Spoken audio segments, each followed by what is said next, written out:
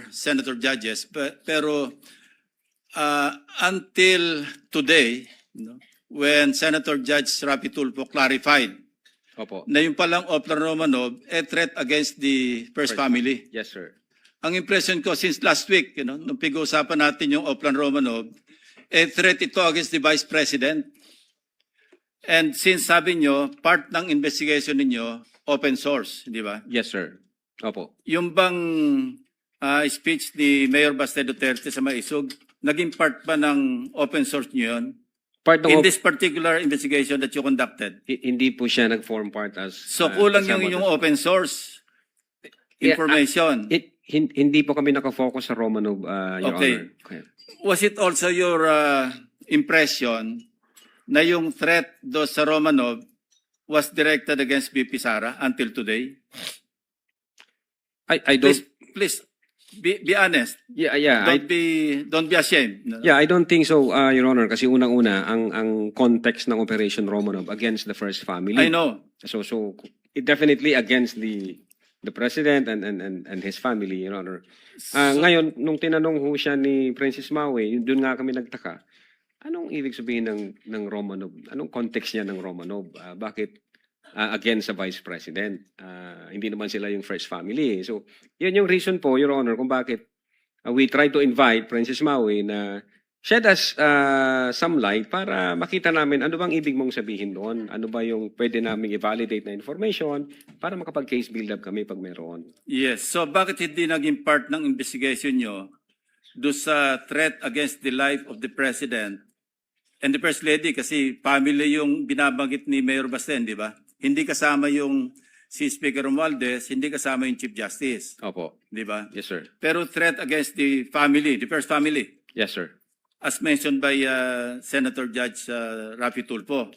Yes, Your Honor. So, ang sabi mo, hindi naging part ng investigation nyo do sa inyong investigation report or sa affidavit of investigation, yung open source ng Maisog.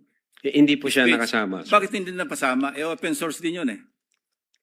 That could reinforce yung inyong theory o yung conclusion nyo na meron talagang serious threat against The first family. the President and the others. Bakit hindi nyo ginawang part do sa affidavit of investigation unless pareho tayo na impression na until today, ang alam natin sa Romanov, a threat against VP Sara. Yun ang impression ko since last week. Yun ho By the yung way. yun po yung impression namin nung hindi pa namin nakikita That's sa exactly open my source. question, Attorney Lotok. So ngayon nyo rin lang na-realize na yung palang Oplan Romanov, a threat pala sa First Family. First family. Opo, Your Honor. Oh, thank you. Noted, entered into the records. I would have Presiding recognized Officer. Senator Go first, but since you're there already, Senator Judge Alan It's Gaetano, just a you may proceed, sir. manifestation and point of information.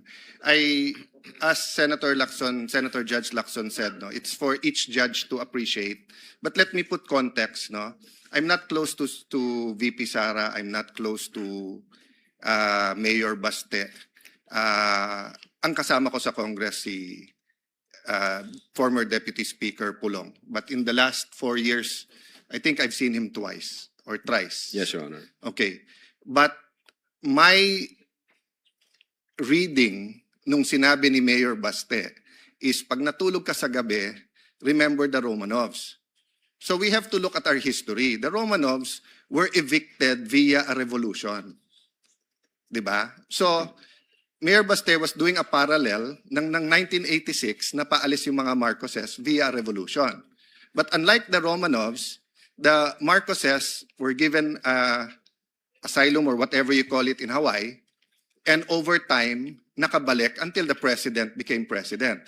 Ang Romanovs, inubos sila para nga hindi makabalik.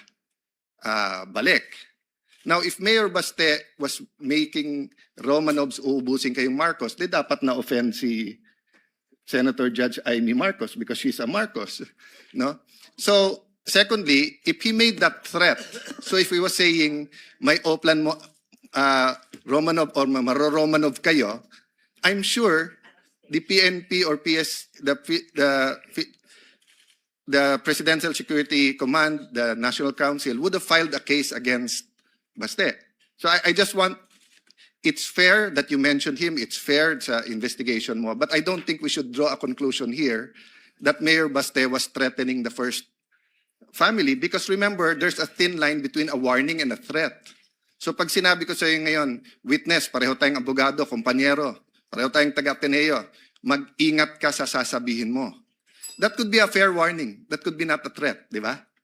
But kapag ka may threat talaga na pinarating ko sa iyo, pag hindi ko gusto ano mo, kakasuhan kita, that could be a illegal threat, di ba?